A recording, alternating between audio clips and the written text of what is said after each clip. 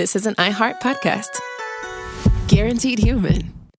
Hey, everybody. The official Big Bang Theory podcast is back, covering seasons 3 and 4 of the show. Each week, host Jessica Radloff speaks with crew and cast members like Kunal Nair, Mayim Bialik, and Kevin Sussman. Hear about the Easter eggs you may have missed, behind-the-scenes stories, and how certain real-life relationships shaped some of the most memorable storylines. Watch the official Big Bang Theory podcast on HBO Max or wherever you get your podcasts. We've all tumbled down an internet rabbit hole trying to self-diagnose, and it leaves us more anxious than informed. Our feeds are full of wellness trends, but how do we know what's real, what's exaggerated, and what's just wrong? Health versus Hype from the American Medical Association breaks it all down. Emmy-nominated science communicator Trace Dominguez talks to doctors, influencers, and real people trying these trends, not to cancel them, but to understand them. Because when it comes to your health, who you listen to matters. So listen to Health versus Hype wherever you get your podcasts.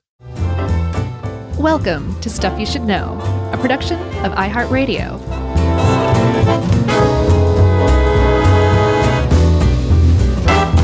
Hey, and welcome to the podcast. I'm Josh, and there's Chuck, and Jerry's here too. And this is Stuff You Should Know. And I've got an intro for this, Chuck. You ready? Yeah, let's hear it. Dearly beloved, we are gathered here today to talk about this thing called human papilloma virus. What do you think? That's good. I hear the beat starting in the background. Such a good album. We got to add some kind of good spin to this. Sure. Well, we're talking about HPV, like you mentioned, and we should say right out of the gate, HPV is a very, very, very, very common sexually transmitted infection. If you have HPV or have had it, you may have not even known about it, perhaps, because your body just took care of it. But if you have it and you know about it or have had it and knew you had it, it's no big deal for the most part. It's nothing to be ashamed of. It is very, very common. It is. The problem is this, like that would be the end of the episode. If HPV wasn't a virus, actually the first virus found to cause cancer. That is rare in and of itself compared to all of the HPV infections that are running around the world at any given time. There's a lot, and there's a lot of different types of HPV. But because it causes cancer, it's drawn a lot of interest from the biomedical community. And luckily, what we're finding is that HPV is super treatable if your body doesn't clear it up on its own. And in fact, there's an amazing vaccine out there that is one of the better, more effective vaccines on the market today for anything. That's right. And if people get this vaccine, they are potentially looking at eradicating at least HPV-caused cervical cancer. Yeah, just getting rid of it. So long. Goodbye, cervical cancer. You're a thing of the past. And because we brought up the vaccine so early, I believe I heard the sound of 100,000 people skipping to the next episode or maybe finding a new podcast altogether. Oh, come on. So the other thing that you might think about when you hear of HPV besides cervical cancer is genital warts. Maybe the last few remaining people have tuned out now. Right. But we're going to dig into this because those, including talk of genital warts and cervical cancer. But HPV itself, we should say, is a larger name, an umbrella term, basically, for many, many different viruses. But there are a handful that are pretty key to our story here, and they are, you will hear say various numbers like HPV 11, HPV 16. That's how they have them labeled. Yeah, and one of the stars, the villain, I guess, is HPV 16. It's the strain that causes the most kind of cancers. And it's actually, it's really ancient. Like the reason they call it human papilloma virus is because it is specific to humans. Like you can give it to your dog all day long and your dog's not going to get it. Your dog has papilloma. Right. Your dog and other animals have papilloma viruses. Apparently, cottontail rabbits get warts very easily from their papilloma virus. And we can't get it from them. So it's very, very specific.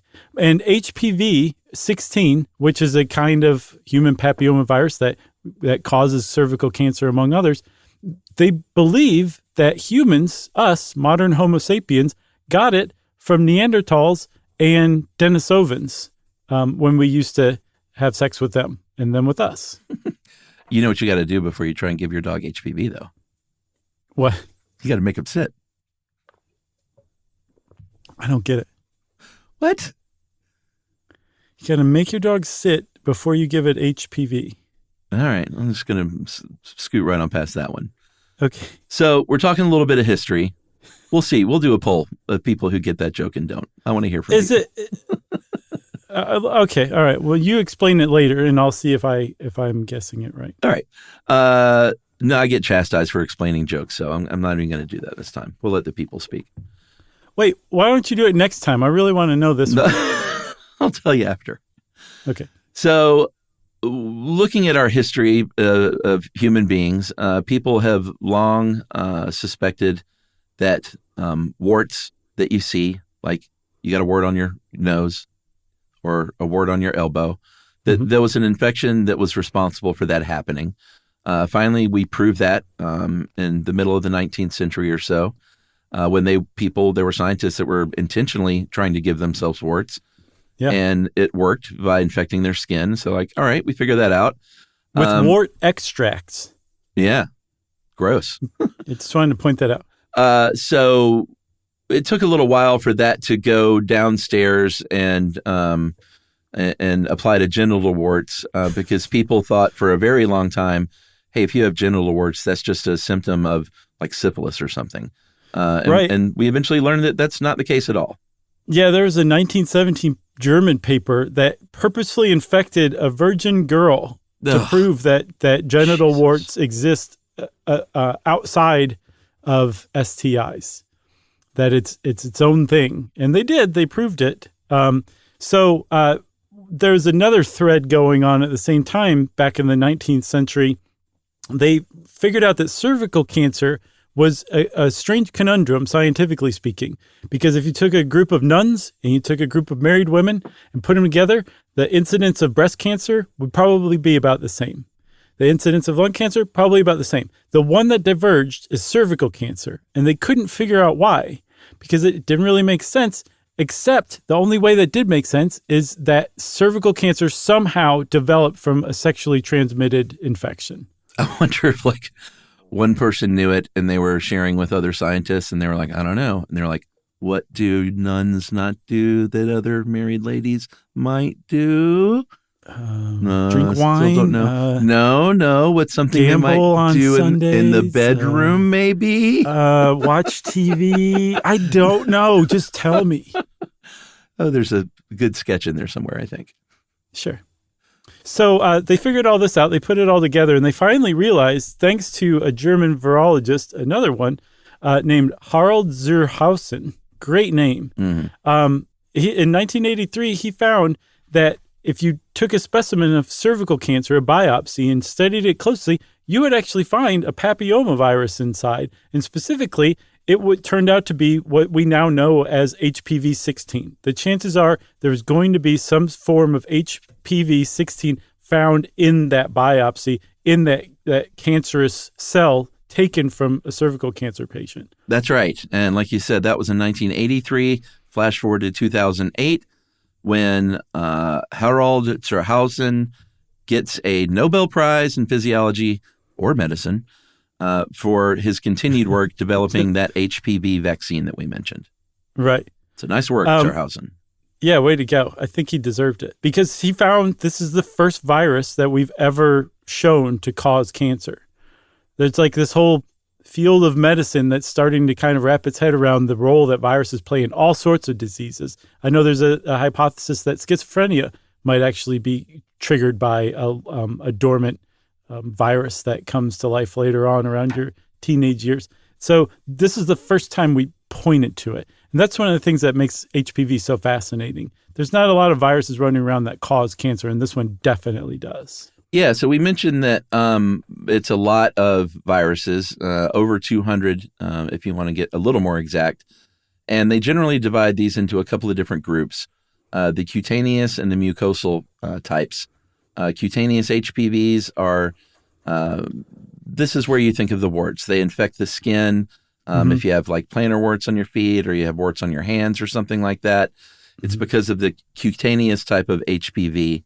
The mucosal type, and gets a little grosser here because we have to say the word moist, but they specifically infect moist parts of the body This is where you get warts on genitals, your throat maybe, your nose, your anus, your cervix, of course, and your inner eyelids, which can't be comfortable. Yeah, and because all of those, or a lot of those are sexy parts, the inside of your eyelid notwithstanding, that it goes to show that HPV infection can be transmitted sexually. It's not all the time, like the other kind, the cutaneous type that causes plantar warts. You can get that from walking around a pool deck or where there's HPV hanging out. But it's a different kind of HPV. HPV 16 that can cause cancer. That is a sexually transmitted HPV. It's mucosal, and it's also in a subcategory of mucosal HPV called high risk. There's high risk and there's low risk. And as you may guess just from the names, high risk typically leads to cancer, or can. The low risk almost never does. Yeah, that's right. If you think, hey, can I use a condom to get around this? That helps. But HPV, the mucosal type at least, doesn't require bodily fluids for transmission. So if you are sexually active as a person and you have been so for a few years, then chances are you've probably had HPV and maybe not even known it. Yeah, and that's a really big point, that you don't have to exchange body fluids. And also similarly, Chuck, I want to make sure it's totally clear. Genital warts doesn't cause cancer. It's a different type of HPV. So you actually can give somebody genital warts from sexual contact, but that's almost certainly not going to lead to any kind of cancer. They're just different types, even though they can be passed along similarly through skin-to-skin contact. That's right. So, I think you said just from being sexually active, you're probably going to pick up some form of HPV or another. About 14 million Americans, just Americans alone, get a new infection every year. There's at least 80 million Americans running around with an HPV infection right now.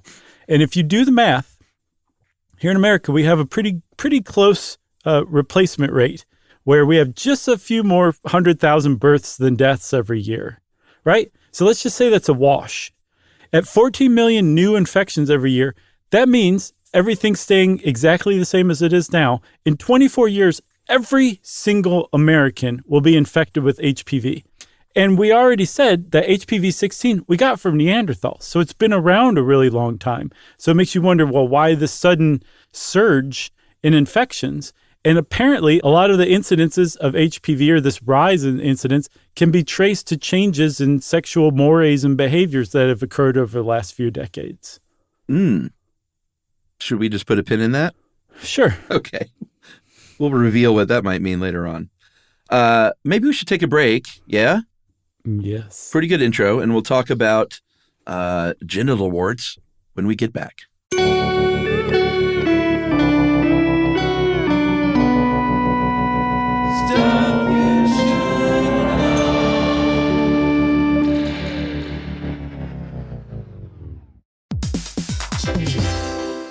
Hey everybody, we're here to talk to you about Wayfair, who believes that spaces should be functional, they should be comfortable, they should be well designed, and they can be well designed by you with their help. Your updated space should feel more comfortable, inviting, and practical for everyday use. And we're talking about outdoor seating. We're talking about grills. We're talking about major appliances. If you need storage solutions, Wayfair can help you out. Patio lighting, rugs, decor. It is your one-stop shop for home. Yeah. I mean, it's getting nice out, so it's time to think about living outdoors for the next few months. And Wayfair knows that outdoor furniture, it's heavy, it's intimidating to assemble. So Wayfair has stepped in and said, we're going to handle the hard part so you don't have to. That's right. You can shop Wayfair Verified, your shortcut to the good stuff. And that means their team of product specialists are going to vet everything by hand using a 10-point inspection, testing things like, quality materials, functionality, and features, and even how long it takes to build that piece of furniture. And the overall experience save time, reduce hassle, and improved convenience. Patio season is here, and these deals won't last. So head to wayfair.com right now to get your outdoor space ready for way less. That's WAYFAIR.com. Wayfair, every style, every home.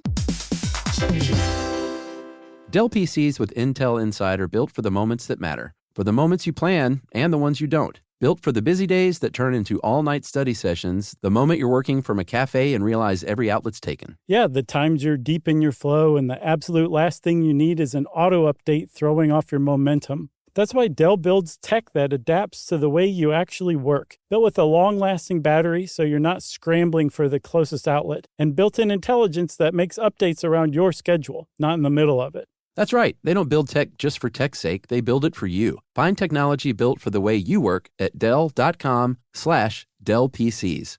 Built for you.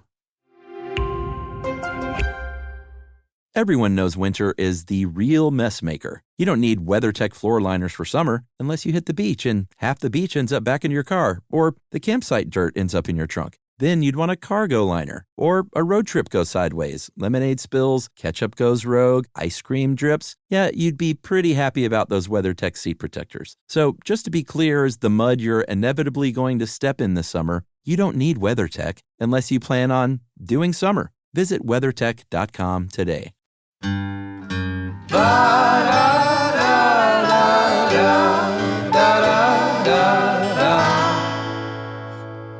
Stuff you should know.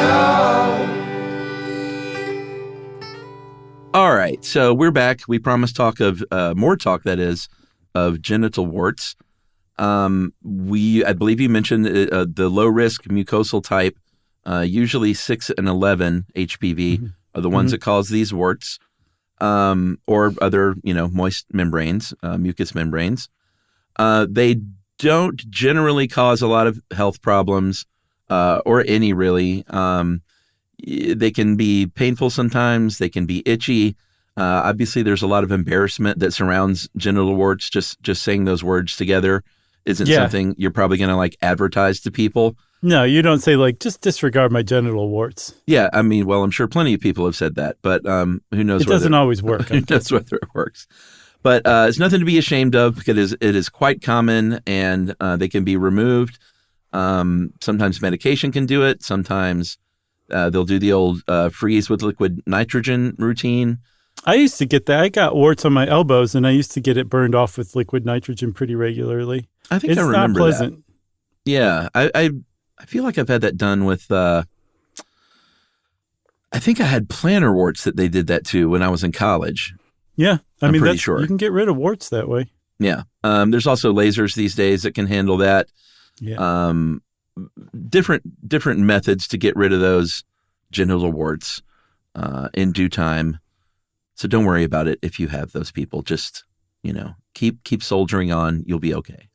Yes. So there are some types of HPV infections that lead to warts, mucosal warts, that can be a problem. There's one in particular, respiratory papillomatosis, is a condition that's caused by warts in the airways. And it typically happens in kids, and it's treatable, but it can narrow the airway, and that in and of itself is problematic. They think that it's transferred, that HPV infection is transferred during birth or from the amniotic fluid inside the womb.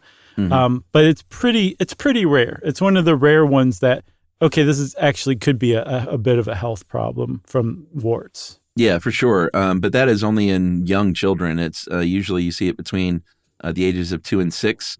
It can occur in adults, but I think it's even more rare. But again, you can remove these surgically. So you can get that taken care of as well. Plus you get to go back to school in the fall and be like, they shot lasers down my throat. What did you do this summer? That's right. To get rid of my warts. Yep.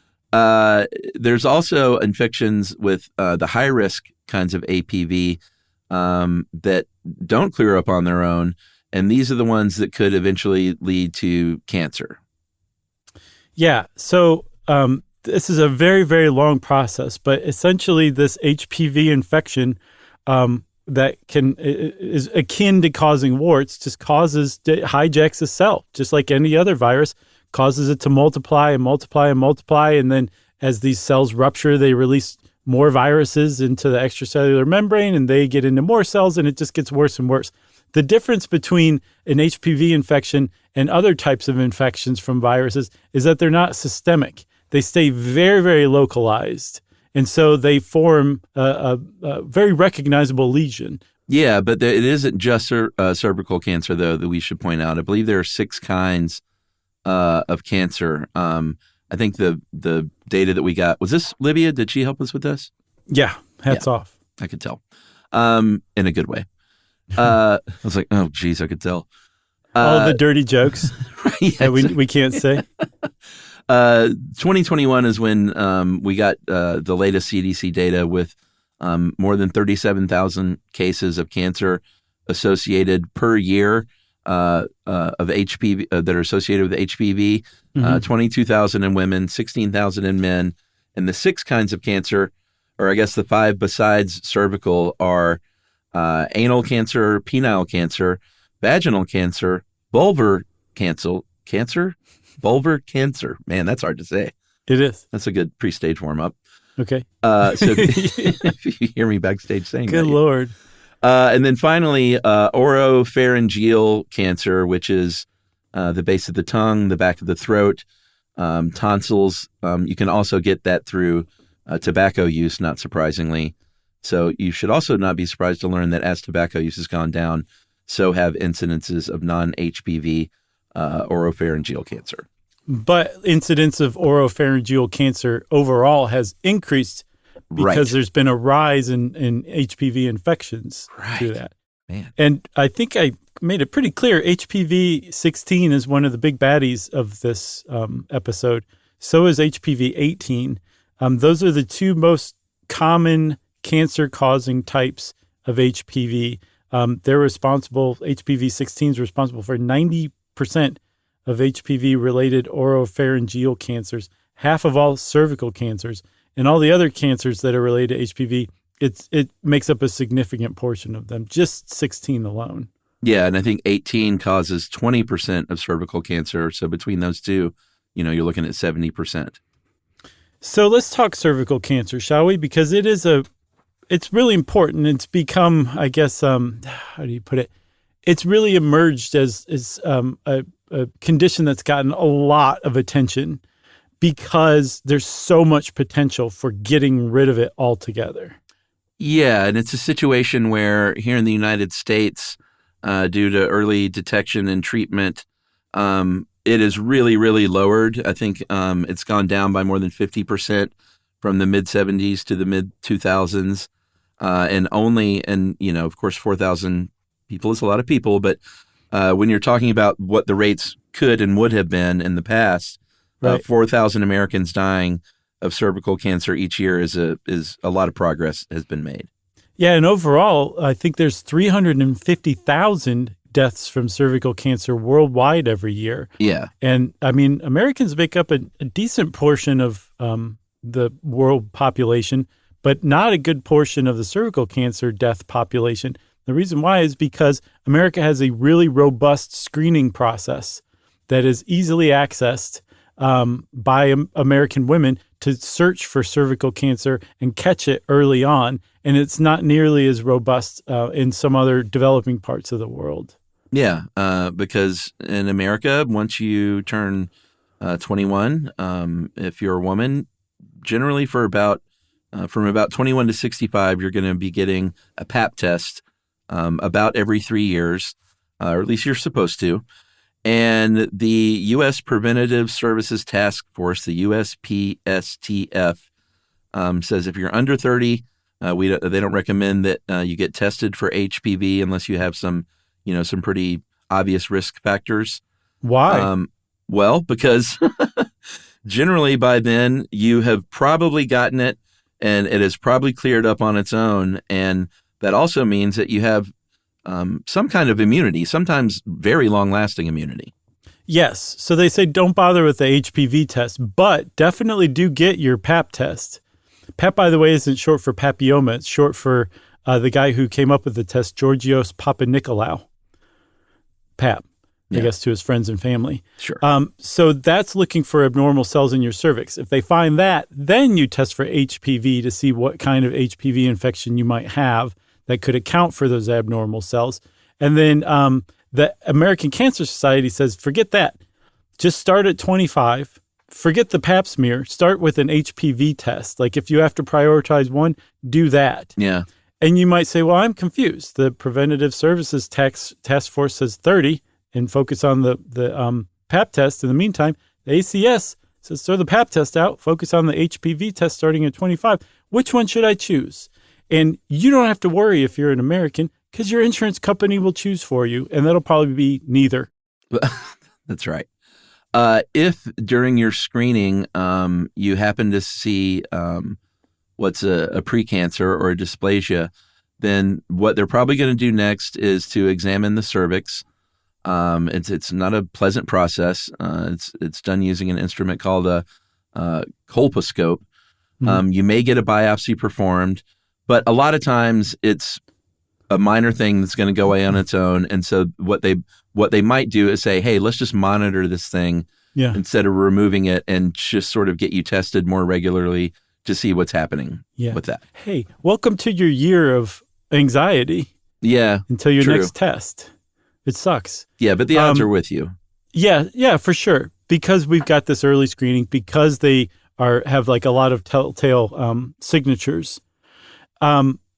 They may also do a biopsy if it does seem like it's a big deal. They may do more invasive surgery, but for the most part, we'll set cervical cancer aside for a second until we get to the vaccine.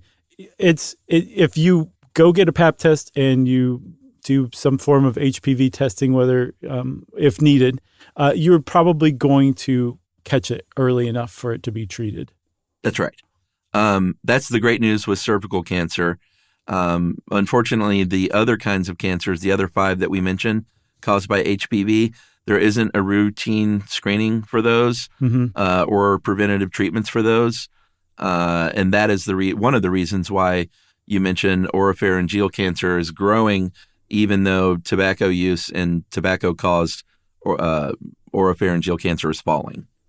Yeah, because people stopped using tobacco as much. But they replaced tobacco use with oral sex, which is it's actually the biggest risk factor now for developing oropharyngeal cancer. And the more oral sex partners you've had, the greater your risk of developing oropharyngeal cancer a few decades later is, as a matter of fact. So that's what I was saying earlier when I was saying that there's been a change in sexual mores and behavior. Oral sex has become much more prevalent since the 60s and 70s than before. And a lot of those men in particular are starting to age into that point in their life where that HPV infection is developing into a cancer and is developing into oropharyngeal cancer. Right. And we're talking specifically about oral sex performed on women. So I guess the idea is that you can get that HPV and many, many years later, when you're, like you said, in your 50s or 60s, that's when it might rear its ugly head. Yeah. Do you remember when Michael Douglas said that he had oral cancer, throat cancer, I think? And he's like, it's from oral sex. Yeah. And everyone laughed. Yeah. That's exactly what he was talking about. And he's right in that age group of boomers that were like, let me try this back in the day. So we don't have a good handle on really anything besides cervical cancer. So the oropharyngeal cancer field, like the researchers and doctors who study this kind of stuff are like, okay, it's go time for us because, we thought everything was just ducky with the tobacco use going down. And now we've got this. We've got to figure this one out.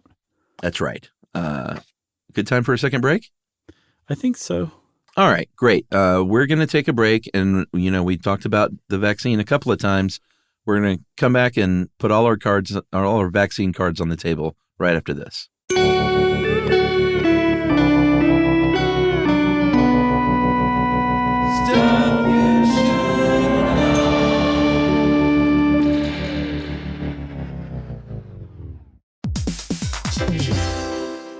Dell PCs with Intel Inside are built for the moments that matter, for the moments you plan and the ones you don't. Built for the busy days that turn into all-night study sessions, the moment you're working from a cafe and realize every outlet's taken. Yeah, the times you're deep in your flow and the absolute last thing you need is an auto update throwing off your momentum. That's why Dell builds tech that adapts to the way you actually work. Built with a long-lasting battery so you're not scrambling for the closest outlet, and built-in intelligence that makes updates around your schedule, not in the middle of it. That's right. They don't build tech just for tech's sake. They build it for you. Find technology built for the way you work at Dell.com/DellPCs.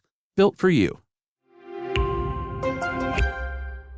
Everyone knows winter is the real mess maker. You don't need WeatherTech floor liners for summer unless you hit the beach and half the beach ends up back in your car, or the campsite dirt ends up in your trunk. Then you'd want a cargo liner, or a road trip goes sideways, lemonade spills, ketchup goes rogue, ice cream drips. Yeah, you'd be pretty happy about those WeatherTech seat protectors. So just to be clear, as the mud you're inevitably going to step in this summer, you don't need WeatherTech unless you plan on doing summer. Visit WeatherTech.com today. Our listeners love puzzles, paradoxes, and hidden patterns almost as much as we do.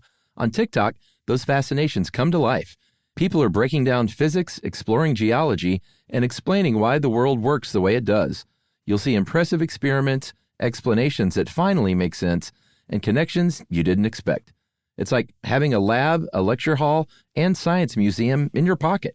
TikTok is where wonder is shared, where curiosity turns into discovery, and where millions learn something new every day.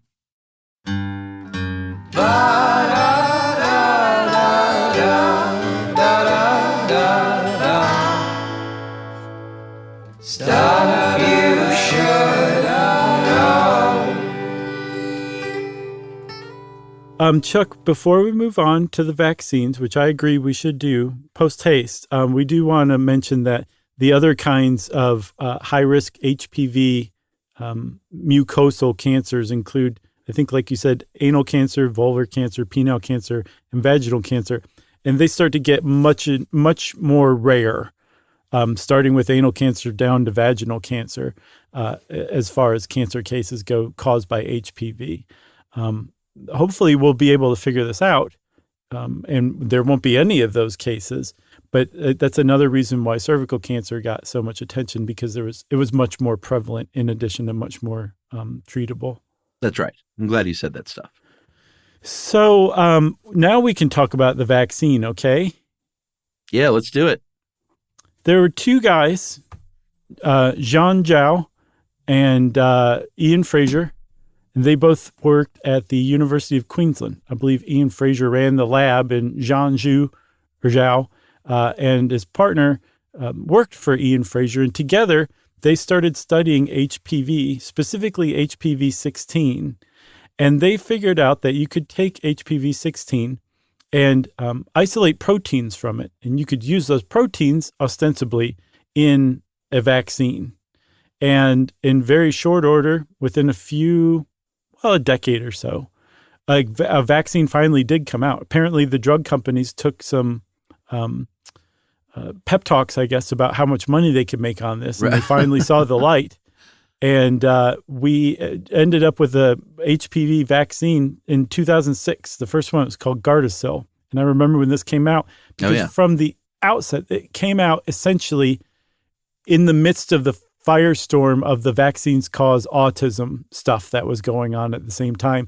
Merck was like, hey, we got a new one, everybody. Come check this one out. That's right. It's meant for girls and women between 9 and 26 years old. Mm-hmm. There's a group called the ACIP, the Advisory Committee on Immunization and Practices, that said, this stuff's good to go. Let's get it out there. And it protected against HPV 16 and 18, mm-hmm. Which is the most common high-risk types we talked about, and then 6 and 11, which more readily cause the genital warts. So it basically kind of took care of the 4 bad guys. Yeah, and after this thing was released, they started launching studies on the real world studies on people who gotten it, and they found wait, this is actually pretty good at protecting people against those 4 HPV strains. And in fact, they also figured out that it could protect men against genital warts and anal cancer. Because anal cancer, or HPV that causes anal cancer, I think 16 or probably 18 as well, can be transmitted from anal intercourse. I can't remember. Receptive anal intercourse, that's the word. And so you can transmit it like that. And they found that if men got this vaccine, it protected them against that, which was pretty surprising because at the beginning, they're like, yeah, we just need to give this to little girls. And then they were like, no, we need to give it to little boys too. That's right. So that was in 2009 when the FDA licensed it for for boys and men from 9 to 26. And again, a couple of years after that is when the ACIP said, yep, we should get it going in that population. Yeah. So at the same time, GlaxoSmithKline said, us too, we want to make some money off of this too. And they released Cervarix, which I guess just never really picked up steam against Gardasil, because in 2014, Merck released Gardasil 9. And that is essentially the de facto HPV vaccine in most of the developed world. Yeah. It protects against, as you might have guessed from the name, 9 different strains of HPV, not just the common ones, but also some less common ones that are still high risk. And they also found, again, through more clinical trials and more real-world studies, that these things were really, really effective at protecting kids if you gave them this vaccine before they became sexually active. Right. Because one of the really big keys here is once you're infected with the strain of HPV, that vaccine won't protect you against that strain. It'll protect you against the other strains that you haven't gotten yet, but it apparently won't do anything. It doesn't cure any HPV infections. It just defends against them from getting infected with them.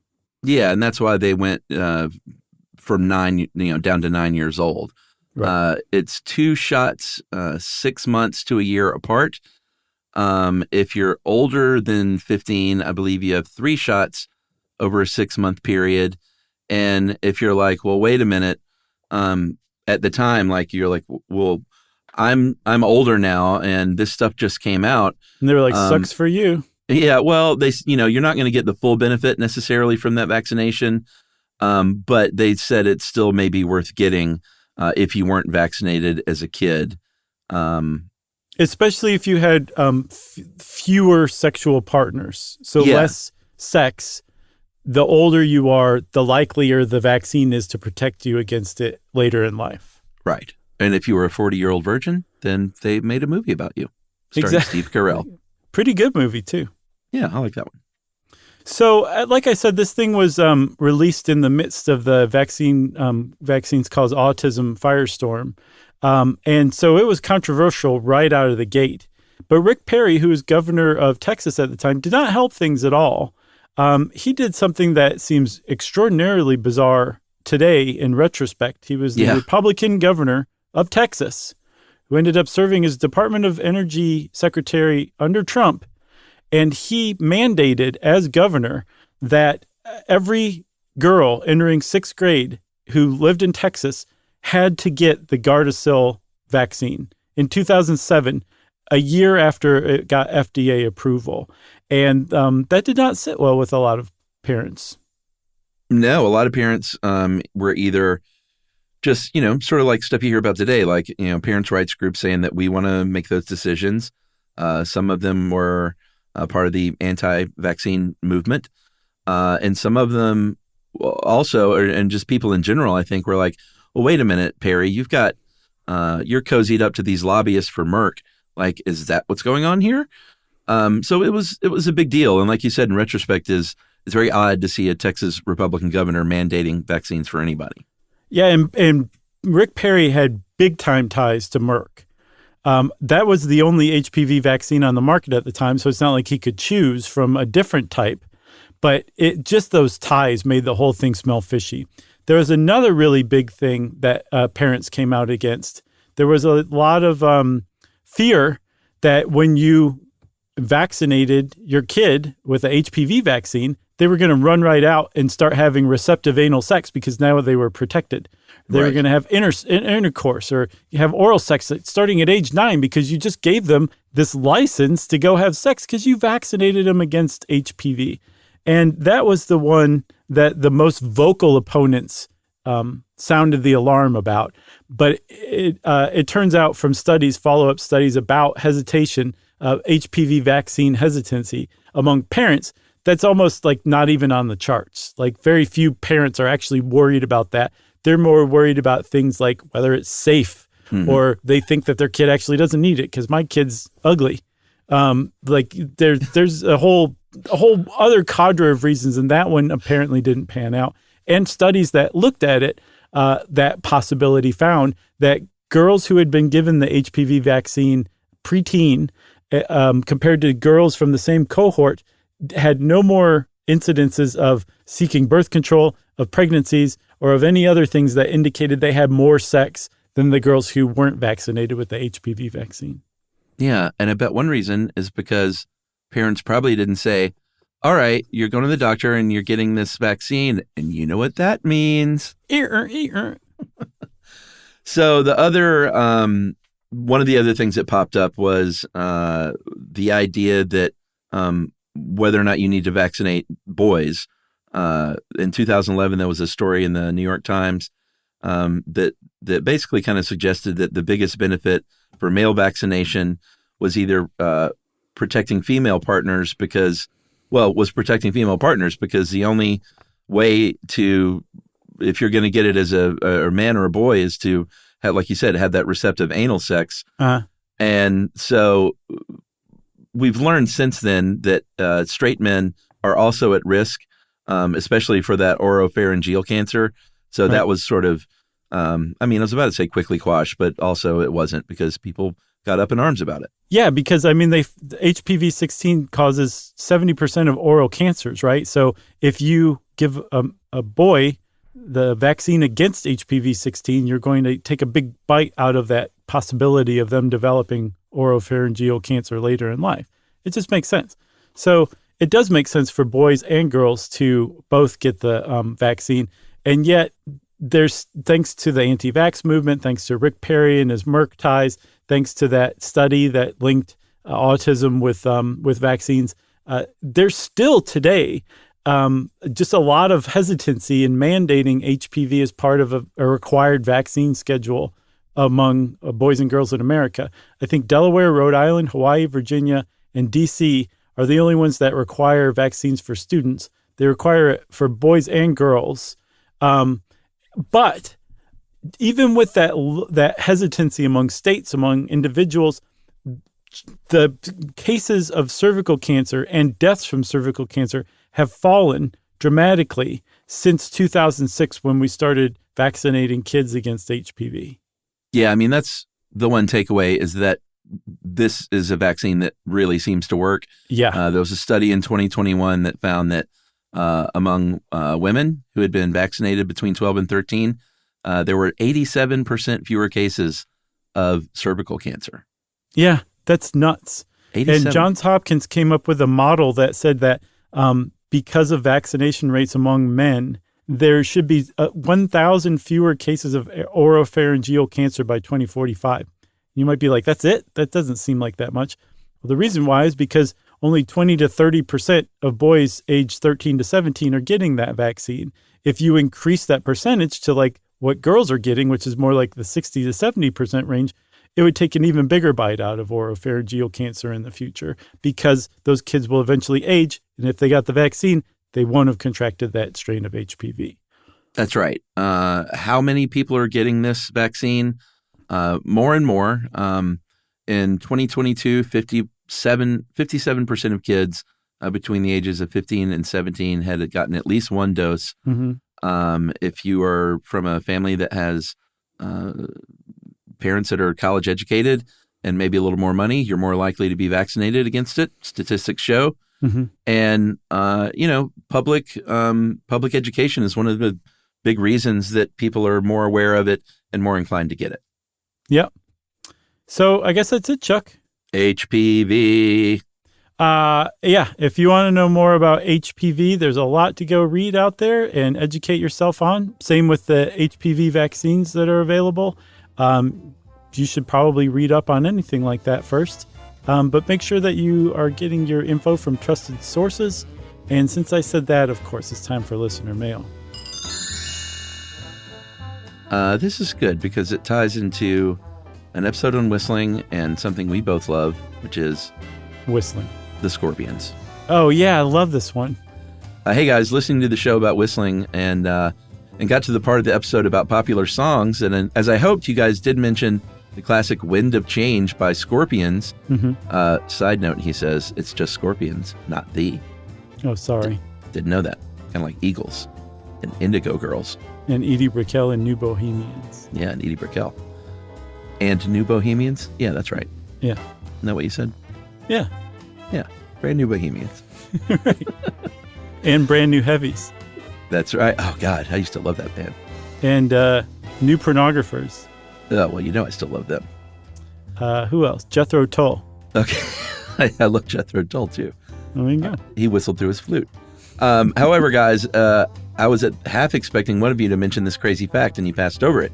To state it briefly, there exists a conspiracy theory that the song Wind of Change was written or partially written by the CIA as a mode of propaganda to help bring an end to the Cold War. I had never heard this, had you? No, but it really rang true because I remember when the song came out and what the sentiments were like. Oh, sure. Down to Gorky Park. Yeah. The song was written and released just months before the Berlin Wall was brought down and became hugely popular throughout the Soviet Union. At the time, a political-leaning song was very out of character for Scorpions. I just can't say it. Yeah. I just picture a bunch of scorpions. Yeah. It doesn't quite sit right. It's not like Jethro Tull. No, very out of character for the Scorpions. Yeah. And the band claims that the song was written by lead singer Klaus Meine, who typically never wrote music for the group. I didn't know that either. Mm-hmm. Their manager, Doc McGee, somehow weaseled out of a large drug case with a mysterious deal from the U.S. government. The Scorpions claim the song was inspired during a rock festival called the Moscow Music Peace Festival, where the bands were surrounded by CIA and KGB handlers. The interesting wrinkles go on from there. Probably not doing it justice, but highly recommend the podcast Wind of Change by Patrick Radden Keefe, which chases down a number of these connections and threads. Nice. If nothing else, it's a pretty amusing story about the 80s hair band. They were more than a hair band. Yeah, they were a political hair band. Yeah, that's right. Hope this email finds you guys well. Have been a huge fan for years. Glad I could share this with you. That is Jimmy from Spokane, Washington.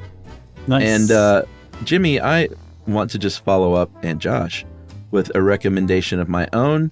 If you're a fan of Scorpions, I recommend that you go look immediately at the video for the song from 1978, Sails of Charon. Charon, like the river Styx boat keeper?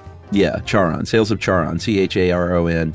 Yeah. If you only know the Scorpions from like the early 80s, then check out this gem from 1978 because it's awesome. All right, well, we've got a couple minutes left before we hit 45, so I am going to tell you about a movie that I watched last night from 1979 called Tourist Trap. Have you ever seen it? Okay.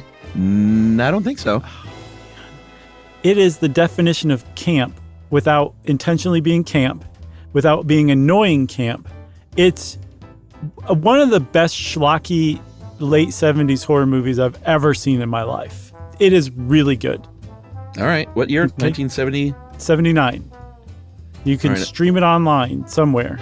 I'm looking it up right I don't even now. think you have to pay for it. Please watch it. It's a really good one. It's like a highly watchable, enjoyable movie. And there's some surprising little like directorial like bits in there that you're like, wow, that seems sophisticated for this movie. Tanya Roberts and Chuck Connors are in it. That's enough for me. That's all you need right there. Yep. 90 minutes. Also perfect. Yep. So go forth, look up Sails of Charon video by Scorpions. Yeah, you need to watch that one. You're going to love it. I still need to watch your whistling video that you sent You me. haven't watched that? No, I feel like a jerk. I'm sorry. All right, you got work to do. I do. While I do that, you guys go out and send us a listener mail. You can send it off to stuffpodcast@iheartradio.com. Stuff You Should Know is a production of iHeartRadio. For more podcasts from iHeartRadio, visit the iHeartRadio app, Apple Podcasts, or wherever you listen to your favorite shows.